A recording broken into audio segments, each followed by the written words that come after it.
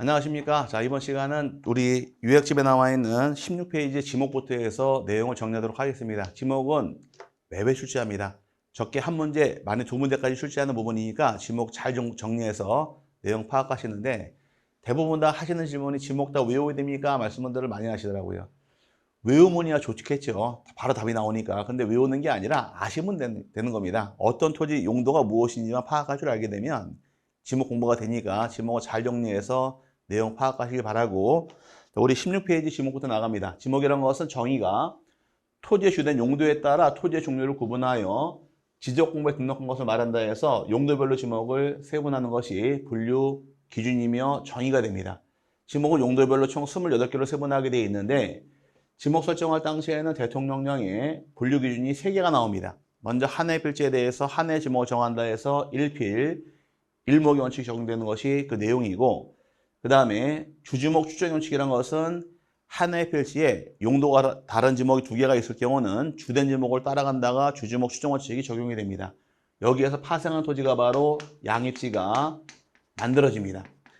주지목, 종된 지목 2개가 있는 경우는 어떤 게 원칙이다? 주된 지목을 따라간다가 주지목 추정의 원칙이 적용되는 것이 두 번째 원칙이며, 세 번째 영속성 원칙이라는 얘기는 용도 보고 지목을 정함에 있어서 용도가 일시로 바뀌는 경우에 어떻게 처리할 것이냐. 용도의 일시 변경은 지목을 바꿔줄 수 없다 해서 불변의 원칙이 적용이 되어서 일시적인 용도의 변경이나 임시적인 용도의 변경은 지목 변경 생기지 못하는 것이 원칙이 되므로 이 3가지 원칙이 지목 결정할 때 원칙이 됩니다. 1필 1목의 원칙, 두 번째가 주지목 추정의 원칙이 적용될 것이며, 세 번째 영속성의 원칙에서 다른 말로 일시 변경, 불변 원칙이 적용되는 것이 분류 기준으로서 정해지는 것이며, 지목을 실제로 세분하게 되면 28개 지목에 대해서 하나씩 분류해 나갑니다. 다 알고 가셔야 돼요. 첫 번째, 물을 상시적으로 이용하지 아니하고 곡물, 원해작물, 과수를 제외시키며 약초, 뽕나무, 당나무, 묘목, 관상수 등 식물을 주로 재배하는 토지와 식용을 위하여 죽순을 재배하는 토지는 전으로 한다 해서 물을 이용하지 않고 작물을 재배할 때 전이 되는데, 과수류는 제외가 됩니다. 제외시키는 이유는 과수류는 과수원으로 바뀌어버리니까 제외되므로 주의하시고요. 또 죽순을 재배합니까? 사상합니까? 죽순을 재배할 때도 지목이 전이니까 주의하실 부분이에요. 두 번째가 물을 상시적으로 직접 이용하여 벼, 연, 미나리, 왕울 등의 식물을 주로 재배하는 토지는 탑으로 한다. 물을 이용해서 작물을 재배하는 경우를 답이라고 부릅니다. 물을 이용하지 않더라 이용하게 되면 답이 되니까 2개 비교해서 세분하시면 되고, 세 번째가 과수원, 사과, 배, 밤, 호도, 귤나무 등 과수류를 집단적으로 재배하는 토지와 이에 접속된 저장고 등 부속 시설물의 부지는 과수원으로 한다. 다만 주의할 게 있습니다. 주거용 시설물의 부지는 대로 분류한다 해서 주거용 토지의 경우는 대로 분류하게 되어 있지 양입시킬 수 없으니까 주의하시기 바랍니다. 우리 양입시 배울 때 종된 토지 지목이 대인 경우는 양입할 수 없더라 하나 나왔네요. 좀 이따 다시 끝나고 묶어드릴 테니까 하나 요 체크하고 넘어가실 부분이며, 이 부분이 요약시 불 들어와 있죠? 중요하니까 불 들어와 있는 겁니다. 잘 체크하고 넘어가고 공부할 부분이고요.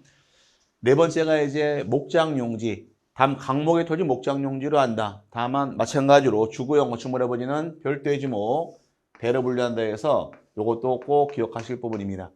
목장용지는 3가지가 정해지는데, 첫 번째 축산업 및 낙농업을 하기 위하여 초지를 조성한 토지 목장용지이고, 두 번째 축산법 제2조 1호 규정에 의하여 가축을 사육하는 축사 등의 부지도 목장용지이며, 가목, 나목 토지와 접속된 부속 시설물의 부지도 목장용지로 분류하게 되어 있지만, 하나 주의할 것이 주거용 건축물의 부지는 별도의 지목, 대로 분류하니까 조심하시기 바랍니다.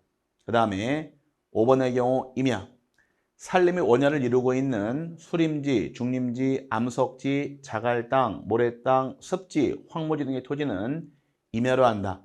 임야의 경우는 암기할 때 수림지의 지, 중림지의 지, 암석지의 지, 자갈땅의 땅, 모래땅의 땅, 습지의 지, 황무지의 지에서 임야는 지, 땅, 지로 이렇게 외우시면 편해요. 나중에 이렇게 외우게 되면 한번 써먹습니다. 이면 어떤 게 있더라? 지지지 땅땅 지지. 근데 지지지 땅땅 지지 외워놓고선 지지지 땅땅 지지가 뭔지 모르면 안 돼요. 나중에 수림지, 중림지, 암석지, 자갈땅, 모래땅, 습지, 황무지가 나와야 됩니다. 공부하고 넘어가시면 될 부분이고, 그 다음에 6번에 광천지, 지하에서 온수, 약수, 석유류 등이 용출되는 용출구와 그 유지에 사용되는 부지는 광천지로 한다. 다만 온수, 약수, 석유류 등을 일정한 장소로 운송하는 송수관, 송유관 및 저장시설 부지는 제외한다. 제외되는 부분 조심하시기 바랍니다. 그럼 제외된다는 얘기는 광천지가 아니란 얘기인데 그럼 지목이 뭐가 될 것이냐? 자, 이 송수와 송유관부터 쭉 저장시설까지는 일반적으로 잡종지로 분류하다 보니까 광천지에서 제외가 되므로 주의해서 제외 규정 참고하시기 바랍니다. 이 제외시키는 지목이 무엇이냐 물어보질 않아요. 물어보지 않고 광천지냐 아니냐 이걸 물어보는 것이니까 광천지에서 제외된다까지만 공부해도 관계될 것은 없습니다. 자, 그 다음에 7번째가 나오는 것이 염전.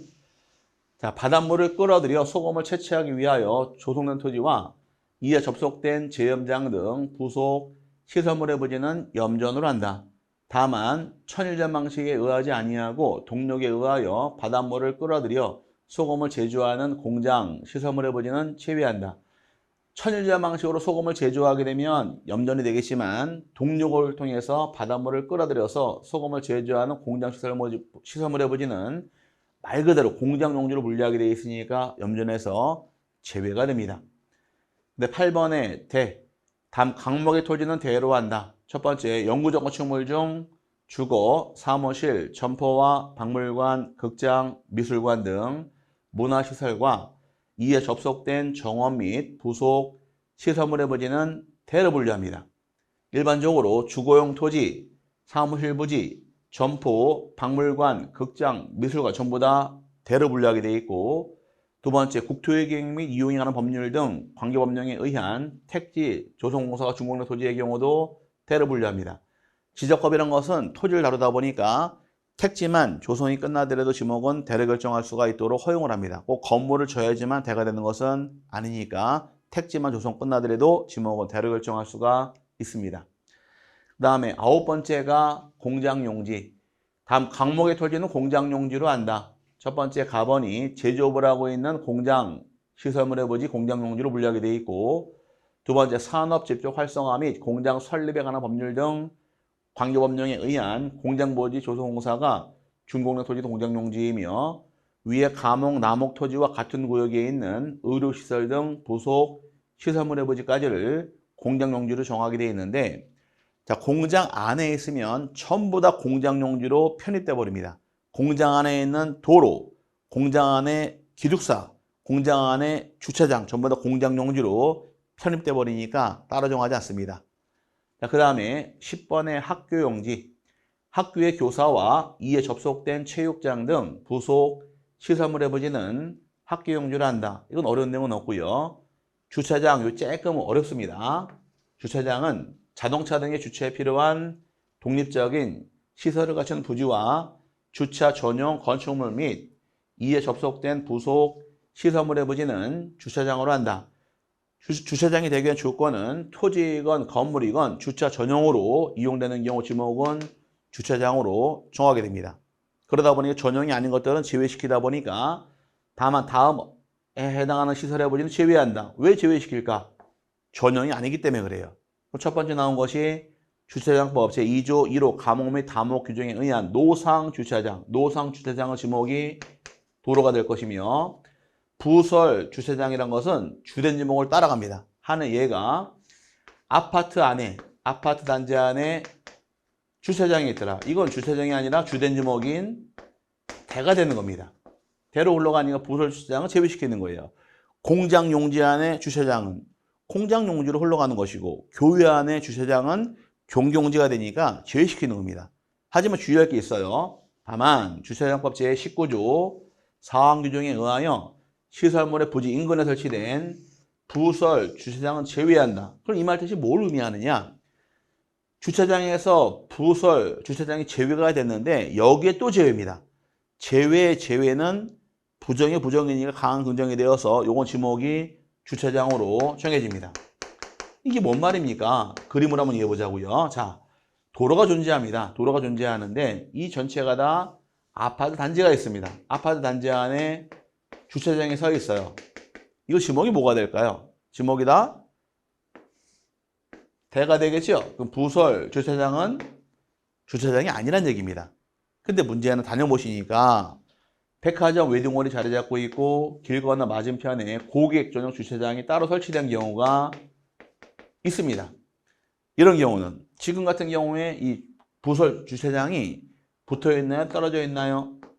떨어져 있죠. 떨어져 있는 것을 법에서는 시설물의 부지 인근이라고 표현한 겁니다. 부지 인근에 떨어져 있게 되면 지목은 주차장으로 정하는 것이 예외 규정이니까 부지 인근이 있냐 없냐 이게 중요한 거예요. 부지 인근이 있으면 지목은 주차장이 되는 것이고 이 말이 없는 경우 주차장에서 제외가 되니까 이 그림으로서 두 개로 이렇게 이해하시면 편해집니다. 원칙은 부설 주차장은 주차장에서 제외가 된다. 하지만 부지 인근에 떨어져 있는 것들은 지목은 주차장이 되는 것이니까 요 조심해서 정리하시길 바랍니다. 이게 한번 출제했다가 다 틀려버렸습니다. 과거 17회 때. 그 다음에 이제 나머지 자동차 등 판매 목적으로 설치된 물류장 및 야외전 시장의 경우도 다 잡종지로 분류하게 되어 있으니까 주차장에서 제외가 됩니다. 주차장은 요게 조금 어려운 것이니까 요거 하나 잘 기억해서 세분하시는데 그림 보시고 속해 있느냐 떨어져 있느냐 요것만 구별하시면 돼요. 떨어져 있는 것을 표현상으로 뭐라고 부른다? 부지 인근. 여기 있으면 지목은 주차장이니까 조심하시길 바랍니다. 자, 그 다음 지목 보겠습니다. 그 다음 지목은 12번째가 주유소용지인데 자, 다음 강목의 토지는 주유소용지로 한다. 다만 자동차, 선박, 기차 등의 제작 또는 정비 공장 안에 설치된 급유, 송유설 등의 부지는 제외한다.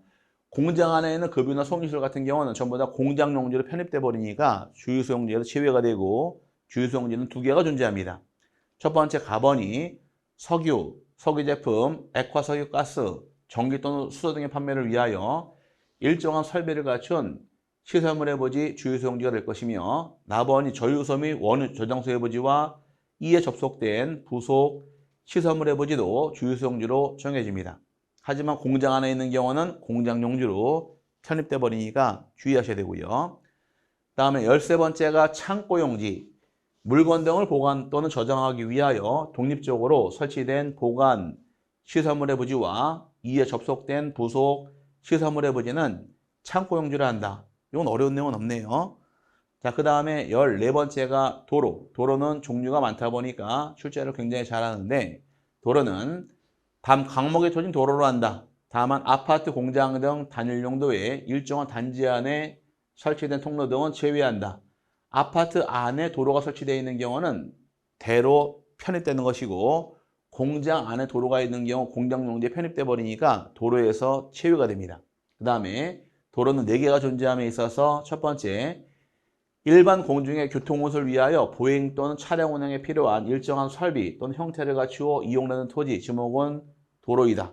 보행만 가능해도 지목은 도로가 될 것이며 차량만 가능해도 지목은 전부 다 도로로 인정을 합니다. 자동차 전용도로도 도로고 보행자 전용도로도 지목은 도로로 분류하게 되어 있으니까 다 도로로 인정하게 될 것이고 나번이 도로법 등 관계법령에 따라 도로로 개설된 토지도 지목은 도로로 분류합니다. 도로로 개설된 토지의 경우는 많이 있죠. 고속도로, 무슨 일반 국도 많이 있는데 문제는 도로법상은 도로지만 도로가 아닌 것이 두 개가 나옵니다. 하나는 지하도로, 또 하나가 고가도로. 이 두 가지 도로의 경우는 도로로 인정하지 않습니다. 지하도로와 고가도로는 우리 지적법은 2차원 지적이 되어서 표시가 안 되니까 도로에서 제외시킵니다. 과거 기출문제에서 다음 중 지목이 도로가 아닌 것은 1번 고속도로, 2번 자동차 전용도로, 3번 보행자 전용도로, 4번 자전거 전용도로, 5번 지하도로. 이렇게 출제한 적이 있습니다. 답은 지하도로가 답이 되어서 지하도로와 고가도로는 말은 도로이지만 도로에서 제외시키니까 주의하시기 바랍니다. 그 다음에 고속도로라는 휴게소 분류도 지목은 도로로 분류합니다. 휴게소는 상점이니까 대가 아닌가요? 대가 아니라 도로입니다. 왜 그런가는 좀 이따 끝나고 한꺼번에 묶어드릴게요. 그 다음에 네 번째, 두 필지 이상에 진입하는 통로로 이용되는 토지까지를 도로로 분류해서 도로가 네 가지 있다 보니까 31회인가 기출문제에서 다음 중 지목이 도로가 아닌 것은 해서 출제한 적이 있으니까 도로도 잘 참고해서 세분하실 부분이에요. 시험에 참 잘 나옵니다. 그 다음에 15번의 철도용지. 교통운수를 위하여 일정한 궤도 등의 설비와 형태를 갖추어 이용되는 토지와 이에 접속된 역사, 차고, 발전시설 및 공작창 등 부속 시설물의 부지는 철도용지를 한다. 철도용지에서 중요한 것이 역사입니다. 역사의 경우는 서울역, 대전역, 불문하고 역은 전부 다 지목은 뭘로 분류하느냐? 철도용지로 분류가 들어갑니다. 과거에 서울 역사의 부지는 민간 자본으로 설치된 역사의 부지는 대로 한다 출제한 적이 있는데 역사를 대로 인정하는 사람이 있어요. 대가 아니라 철도용지인데 대로 보는 사람이 누가 있을까? 성은 노시오 이름 숙자들. 노숙자 같은 경우는 밤만 되면 서울역에 잠자러 옵니다. 자기 집을 착각하고 있는 거예요. 서울역은 대가 아니라 철도용지입니다. 주의하시고요. 요것만 주의하시면 돼요. 역사는 뭘로 분류한다? 철도용지. 16번의 경우에 이제 제방이 나옵니다. 제방은 이제 종류 크게 4개가 존재하는데 조수, 자연요수, 모래, 바람 등을 막기 위하여 설치된 방조제, 방수제, 방사제, 방파제 등의 부지는 제방으로 한다. 제방은 4개가 존재합니다. 하나, 방조제, 방수제, 방사제, 방파제가 제방이에요. 4개가 존재하니까 한 번에 만들 수 있겠네요. 다음 중 지목이 제방이 아닌 것은 1번 방조제, 2번 방수제, 3번 방사제, 4번 방파제, 5번 방부제. 그러면은 답은 5번이 되겠죠? 웃자고 한 겁니다. 방부제란 말은 없어요. 이 4개가 제방이 됩니다. 안 웃겼죠? 웃으세요 지금. 짝짝짝. 그 다음 17번 하천입니다. 자연의 유수가 있거나 있을 것으로 예상되는 토지는 하천으로 한다. 현재 물이 흐르고 있어도 하천이 되겠지만 예상되는 토지도 하천으로 분류합니다. 대표적인 토지가 어떤 게 있을까? 한강 가게 되면 한강 옆에 옛날 말로 고수부지가 있습니다.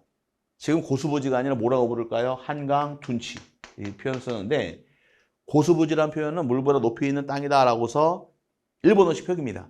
근데 그 말을 쓰지 말고 우리말은 예쁜 말이 둔치예요. 한강 둔치의 경우도 지목은 하천으로 분류가 들어갑니다. 그 다음에 18번의 국어. 국어는 참 중요합니다. 이 국어란 용어가 좀 생소하니까 시험에 참 잘 내요. 국어는 조그만 또랑들을 의미하는데 용수 또는 배수를 위하여 일정한 형태를 갖춘 인공적인 수로, 똥 및 그 부속, 시설물의 부지와 자연의 유수가 있거나 있을 것으로 예상되는 소규모 수로부지는 국어로 분류합니다. 조그만 소규모 수로부지가 국어가다 이렇게 분류하게 되어 있고 규모가 좀 크다 싶으시면 하천이에요. 규모가 크면 하천이고 작은 또랑들을 국어로 씁니다. 인공적인 수로, 그 다음에 소규모 수로부지는 국어니까 조심하시길 바래요. 국어란 말이 생소해서 시험에 참 잘 나옵니다. 19번의 유지. 물이 고이거나 상시적으로 물을 저장하고 있는 댐, 저수지, 소류지, 호수, 연못 등의 토지와 연왕골 등이 자생하는 배수가 잘 되지 아니하는 토지는 유지로 한다. 흔히 물 고인 땅 유지란 말 쓰는데 유지의 경우는 생소해서 이것도 독립적으로 기출문제 나온 적이 있고 30회 기출문제 출제한 적이 있고요. 시험에 참 잘 나옵니다. 국어, 유지, 생소하죠. 공부한 사람들은 이 토지의 지목을 알아요. 하지만 공부 안 한 사람들은 국어가 뭐지? 유지가 뭐지? 헤맬 수밖에 없으니까 이런 것들은 시험에 참 잘 내는 겁니다. 흔히 물 고인 땅을 유지라고 부르는데 주의할 점이 연왕골 등이 자생합니까? 재배가 됩니까? 연왕골이 자생할 때 지목은 유지이고 만약에 연왕골을 재배했단 말이 나오게 되면 답이 되는 거예요. 재배할 때는 답, 자생할 때가 유지니까 구별해서 세분하시기 바랍니다. 그 다음에 20번의 경우 양어장. 양어장의 경우는 육상에 인공으로 조성된 수산생물의 번식 또는 양식을 위한 시설을 갖춘 부지와 이에 접속된 부속 시설물의 부지는 양어장으로 한다. 양어장이 되기 위해선 육상에 조성한 경우에 지목이 양어장입니다. 해상에 이 말은 나와서 절대 안 돼요. 우리가 토지로 보는 것은 해면 위에 있는 전 국토가 토지로 인정하게 되어 있으니까 육상에 조성했을 때 지목이 양어장이고 바다는 토지로 보지 않습니다. 경남 완도, 전남 완도나 경남 통영 같은 데 가게 되면 바다 한가운데 양식장이 많이 있습니다. 이 양식장 같은 경우는 지목을 정할 수가 없는 거예요. 왜? 바다는 토지가 아니니까. 토지가 인정이 되고 지목이 결정되는 순간 지목이 부여되는 것이어서 육상에 있는 경우만 양어장이지 해상은 나올 수 없으니까 주의하시기 바랍니다. 그 다음에 21번째가 수도용지. 물을 정수하여 공급하기 위한 취수, 저수, 도수, 정수, 송수 및 배수 시설의 부지 및 이에 접속된 부속 시설물의 부지는 수도용지를 한다. 여기는 어려운 내용은 없네요. 그 다음에 22번째 공원. 일반 공중에 보건 휴양 및 정수생활을 이용하기 위한 시설을 갖춘 토지로서 국토의 계획 및 이용에 관한 법률에 의하여 공원 또는 녹지로 결정, 고시된 토지는 공원으로 한다. 우리가 흔히 부를 때 공원 정해진 것도 지목이 공원이고 녹지도 지목은 공원입니다. 공원의 경우는 뭐 어린이공원도 있고 근린공원도 있고 도시자연공원도 있고 체육공원, 지목은 전부 다 공원이에요. 또 녹지로 정해진 것도 지목은 공원으로 분류하게 되어 있으니까 조심하시길 바랍니다. 공원 또는 녹지는 지목이 뭘로 분류한다? 공원으로 분류한다 해서 헷갈리지 마시고요. 그 다음에 이제 23번째가 되겠죠. 23번째가 체육용지입니다. 체육용지의 경우는 국민의 건강 증진 등을 위한 체육활동에 적합한 시설과 형태를 갖춘 종합운동장, 실내체육관, 야구장, 골프장, 스키장, 승마장, 경륜장 등 체육시설 토지와 이에 접속된 부속 시설물의 부지는 체육용지로 한다. 다만 체육시설로서 송수가 독립성이 미흡한 정구장, 골프연습장, 실내 수영장 및 체육도장과 유수를 이용한 요트장, 카누장 등의 토지는 제외한다. 나와 있는데 종합운동장, 실내체육관, 야구장, 골프장, 스키장, 승마장, 경륜장 전부 다 지목은 체육용지로 분류하게 되어 있습니다. 하지만 단서조항에서 체육시설로서 영속성, 독립성이 미흡한 정구장, 골프연습장, 실내 수영장, 체육도장까지는 지목은 대로 분류합니다. 체육도장 대표적인 예인데 우리 어린애 키우시는 부모님들 입장에서 어린애들이 태권도 배웁니다. 태권도 배우면서 태권도 단증이 있으신가요? 군함하시는 분 태권도 1단이라고요? 그거 옛날 말이고요. 어쨌든 자 태권도 도장이 어디 있나요? 남의 건물에 새 들어가 있죠. 당연히 대인 거지 체육용지가 아니란 얘기입니다. 또 실내 수영장 같은 경우도 다녀보시니까 피트니스 센터 안에 들어가 있습니다. 다 대란 얘기예요. 체육용지 아닙니다. 그 다음 유수를 이용한 요트장, 카누장. 그럼 유수 대표적인 예가 한강에서 일시적으로 카누, 요트를 탑니다. 지목은 당연히 하천인 거지 체육용지가 아니니까 조심하시길 바랍니다. 그래서 제외되는 것도 참고할 부분이에요. 그 다음에 경륜장, 승마장은 지목이 체육용지다 기억하시고, 그 다음에 24번째가 유원지. 일반 공중의 위락, 휴양 등에 적합한 시설물을 종합적으로 갖춘 수영장, 유선장, 낚시터, 어린이 놀이터, 동물원, 식물원, 민속촌, 경마장, 야영장 등의 토지와 이에 접속된 부속 시설물의 부지는 유원지로 한다. 경마장도 지목은 유원지이고 야영장도 유원지입니다. 헷갈리면 안 될 것이 여기네요. 승마장, 경륜장은 지목이 체육용지로 분류하게 되어 있지만 경마장은 지목이 유원지니까 경마장 가는 길은 유원지로 간다. 이렇게 묶어놓으시면 돼요. 경마장 가는 길은 어디로 간다? 유원지로 간다. 그 다음에 야영장의 경우도 2020년부터 유원지에 포함이 되어버립니다. 경마장, 야영장 지목은 둘 다 유원지입니다. 그 다음에 다만 이들 시설과의 거리 등으로 보아 독립적인 것으로 인정되는 숙식시설 및 유기장의 부지와 하천, 국어, 유지로 분류되는 것은 제외한다. 이 말 뜻이 무엇일까? 자, 예를 들어서 민속촌 가보셨나요? 용인에? 저도 가본 지 10여 년, 20년 가까이 되는 것 같은데 한번 가봐야 될 것 같아요. 어떻게 바뀌었는가? 용인에 가니까 한국 민속촌이 존재합니다. 민속촌이 있는데 민속촌에 가보니까 제 기억에 출입구가 있고 여기 찻집 같은 게 하나 있던 기억이 있어요. 쭉 들어가니까 기념품 파는 가게가 쭉 서 있고 사또님 계시는 이 관아가 있고 이 안에 하천도 쭉 이렇게 있고 저작거리 안에 주막도 있더라고. 이 안에 쭉 있습니다. 그럼 민속촌 유원지인데 유원지 안에 가니까 숙식시설, 유기장의 부지, 하천, 국어 등이 많이 있습니다. 지목은 전부 다 유원지예요. 유원지로 분류하게 되어 있는데 문제는 민속촌 밖에 나오니까 무슨 가든에서 개인이 운영하는 식당이 있으면 독립적으로 이건 떨어져 있죠. 이거는 별도의 뭐 개로 분류하는 건 유원지가 아니란 얘기입니다. 그래서 유원지 안에 있습니다. 유원지인데 이 유원지 시설과 거리 등으로 보아서 독립적으로 인정되는 숙식시설, 유기장애 보지 이런 것들은 유원지 밖에 있는 것들은 유원지에서 제외되는 겁니다. 그러면 이 식당이 유원지 안에 있으면 유원지이고 밖에 있으면 유원지가 아니란 얘기니까 유원지 안이냐 밖이냐가 기준이에요. 유원지 안에 있으면 전부 다시 뭐 뭘로 분류한다? 유원지로 편입돼 버리니까 참고하시되 밖에 있는 경우는 유원지에서 제외가 되므로 구별하시기 바랍니다. 그 다음에 25번째가 종교용지.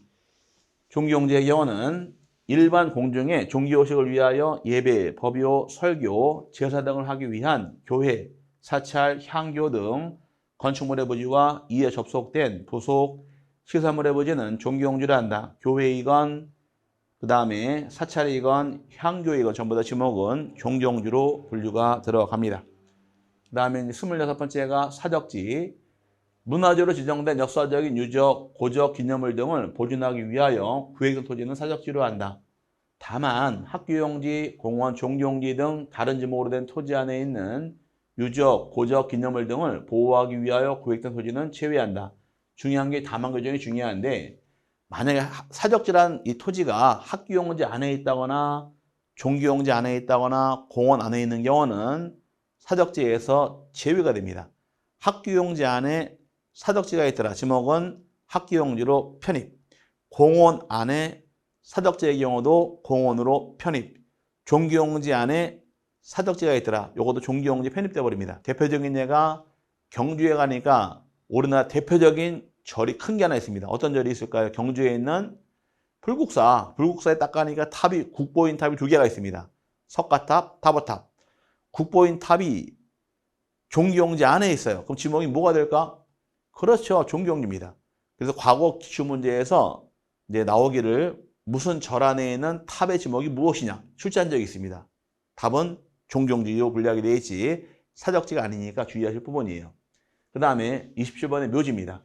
사람의 시체나 유골이 매립된 토지도 묘지고 도시공원 및 녹지 등에 하나 법률에 의한 묘지공원으로 결정 고지된 토지도 지목은 묘지입니다. 공원이 붙어 있는데요. 예, 조심하셔야 돼요. 일반적으로 공원 또는 녹지의 경우는 공원으로 분류가 들어가는데 묘지공원만큼만은 묘지로 분류합니다. 다른 공원 다 공원이에요. 어린이공원, 근린공원, 도시자연공원, 체육공원 다 지목은 공원이 돼 묘지공원은 지목이 묘지입니다. 요 주의해서 정리하시고 그 다음에 장사 등에 관한 법률 제2조 제9호 규정에 의한 봉안시설과 이에 접속된 부속 시설물의 부지는 묘지로 한다. 다만 주의할 게 있습니다. 다만 묘지 관리를 위한 건축물의 부지는 대로 한다. 다 나왔습니다. 우리가 양입시 배울 때 종된 토지가 대인 경우는 양입할 수 없다고 배웠습니다. 그럼 양입 못하는 경우 몇 개 있다고 배웠느냐? 3개 있다고 배웠어요. 첫 번째, 과수원 안에 있는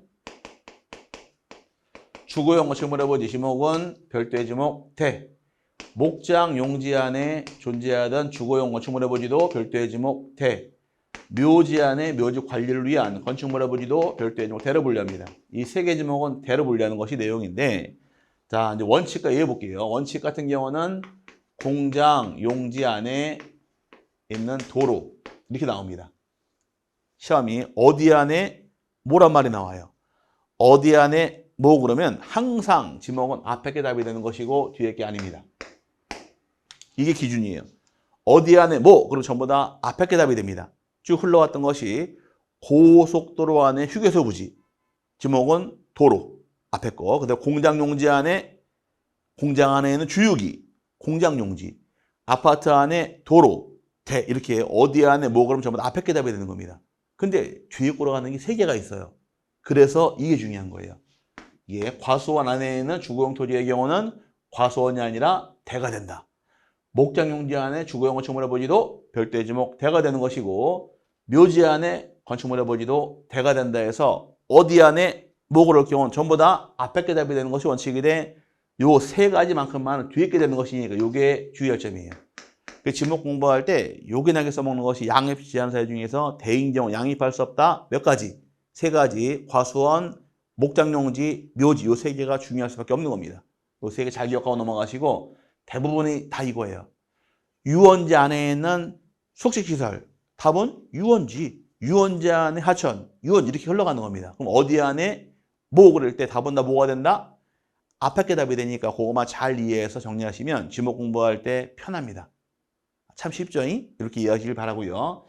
자, 그 다음에 이제 마지막 잡종지란 말이 나옵니다. 잡종지의 경우는 시험에 참 잘 나오는데 잡종지란 땅은 자 살짝 물어나 볼까요? 좋은 땅일 것 같아요? 나쁜 땅일 것 같아요? 좋은 땅, 나쁜 땅? 그러니까 별로 안 좋답니다. 왜? 잡종자가 붙어서. 좋은 땅입니다. 잡종지란 땅이 의외로 가격이 높아요. 참 우리 강아지 중에 참 예쁜 강아지가 있죠? 이게 참 우리나라 개 중에 참 귀여운 개인데 들어보셨나요? 시골의 자부종이라고? 강아지 이름입니다. 참 예쁘죠? 이렇게 얘기하니까 우리말로 바꾸게 되면 시골 잡종개 별명 변견을 얘기하는 겁니다. 지금 이렇게 예쁘게 부르기 위해서 시골의 자부종 이렇게 얘기를 하던데 인터넷상에서 그 시골의 자부종은 참 예쁩니다. 강아지 때 참 귀여운데 크면서 바뀌기 시작을 해요. 아기 때는 정말 귀엽습니다. 근데 크면서 바뀌기 시작하는 건 시골의 자부종인데 어쨌든 우스갯소리를 한 거고요. 자, 이제 잡종지란 땅은 잡종이란 말 생각해서 설명드린 것이고요. 잡종지란 땅은 의외로 가격이 비쌉니다. 왜? 용도가 공법적인 제한과 이런 게 많이 없다 보니까 가격이 의외로 비싼 땅이니까 나중에 땅 살 때 잡종지 사놓으면 개발도 좀 쉽습니다. 잡종지의 경우는 다음 강목의 토지 잡종지로 한다. 다음은 원성의 볼 조건으로 돌을 캐내는 곳, 흙을 파내는 것으로 허가된 소지는 제외한다고 나와 있습니다. 이 말 뜻이 무엇이냐? 자, 원성의 복 조건이라는 얘기는 이제 우리가 앞에 배울 때 지목 임야의 경우는 수림지, 중림지, 암석지, 자갈땅, 모래땅, 습지, 황모지를 임야로 분류한다고 배웠습니다. 그럼 모래땅 예를 들을게요. 모래땅은 지목이 임야입니다. 모래땅은 지목이 임야인데 모래땅에서 일시적으로 원상회복 조건 흙을 파냈답니다. 일시적으로 흙을 파냈대요. 이거 지목이 바뀔 것이냐? 안 바뀝니다. 안 바뀌고 원래 지목 임야란 얘기예요. 그럼 원상회복 조건이 붙어있는 경우는 지목이 잡종지가 아니니까 원래 지목 들어가는 것이니까 참고하시되 잡종지의 경우는 6개가 존재합니다. 근데 여기서 구별할 것이 임야의 경우는 지, 땅, 지로 기억하실 것. 근데 잡종지의 경우는 다행스럽게 지나 땅이란 말이 안 나옵니다. 그래서 공부가 쉬워지는 거예요. 먼저 갈대밭이 나와 있고 실에 물건을 쌓아두는 곳, 우리 흔히 야적한단 말 쓰죠. 그 다음에 돌을 캐내는 곳, 채석장, 흙을 파내는 곳, 토취장, 그 다음에 야외시장 및 공동우물, 다 잡종지로 분류할 것이며 변전소, 송신소, 수신소, 송시설 등의 물이 잡종지로 분류하게 되어 있습니다. 그 다음에 여객 자동차 터미널, 자동차 운전학원 및 폐차장 등 자동차와 관련된 독립적인 시설물을 갖춘 물이 잡종지로 분류하게 되어 있고 공항시설 및 항만시설 전부 다 지목 잡종지로 분류하게 되어 있습니다.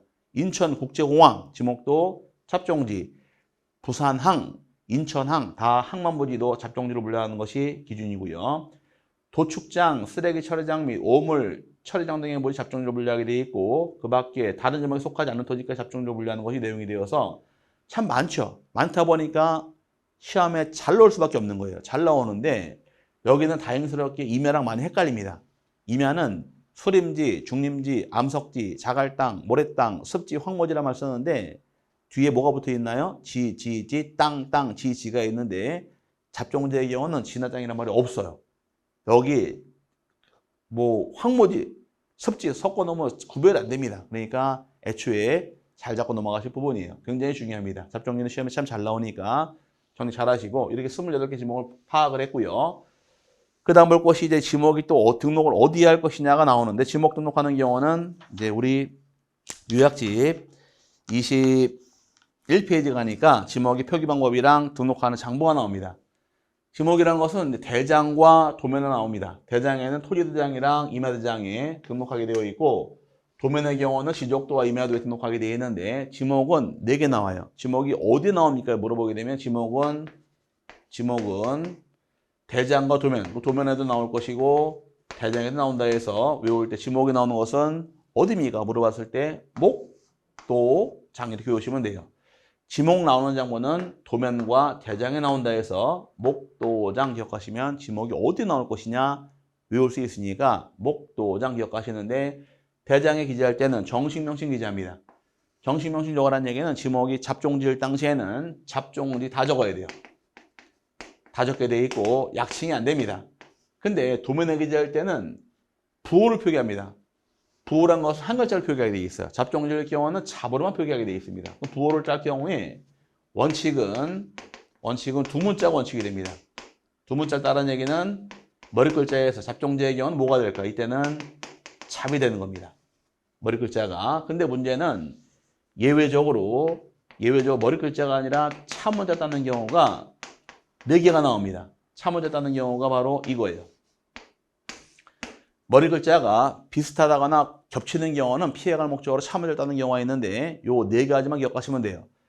공장용제의 경우 뭐를 땁니까? 공을 따지 않고 장을 땁니다. 공을 땄다가는 공원과 겹쳐버리니까 장을 딴 것이고 주차장 같은 경우는 줄을 땁니다. 줄을 땄다가는 똑같이 겹치는 게 있어요. 주유소용지 겹치니까 차를 따야 되고 하천의 경우는 하란만은 겹치는 게 없는데요. 또 겹치는 거 없습니다. 하지만 비슷한 게 있습니다. 학교용지랑 비슷하니까 피해가려고 천을 딴 것이고 유원지에는 유지랑 겹쳐버리니까 원을 딴다 해서 공장용지, 그 다음에 주차장, 하천, 유원지 4개는 차 문자가 되는 것이고 이 4개를 제외하고 24개가 머리 글자가 됩니다. 이것도 시험에 나올까요? 어마어마하게 됐습니다. 시험 문제에서 29회, 30회 2번 연달아 나온 게 있으니까 이것도 가볍게 잡아 놓으셔야 돼요.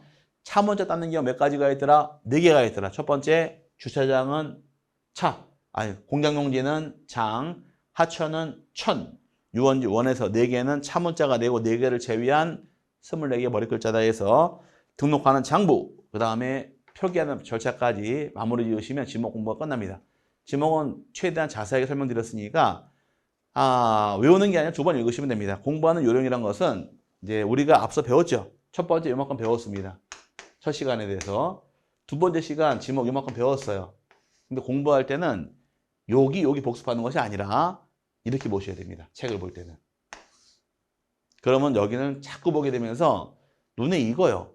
외우지 말라 해도 외우게 돼 있으니까 책 보는 요령은 가능한 한 요약점은 얇으니까 처음부터 배운 데까지 한번 본다는 각오를 공부하시면은 어느 순간 책이 머리에 쓱 들어옵니다.